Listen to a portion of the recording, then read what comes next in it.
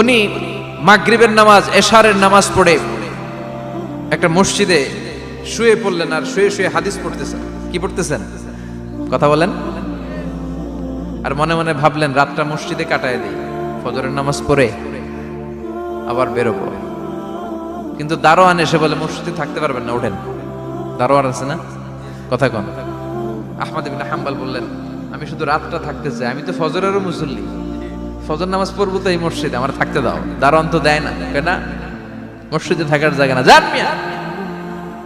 উনি যে আহমদ ইবনে হাম্বল এটা চিনে নাই, থাকতে দেয়। কি করবে এখন? উনি কাঁথা গুছিয়ে হাদিসের কিতাব নিয়ে কাঁধের মধ্যে ব্যাগ নিয়ে মসজিদ থেকে বেরোয় গেলেন। কি আর করবেন, প্রচন্ড শীত, আর কাঁপতেছেন, বুড়ো মানুষ।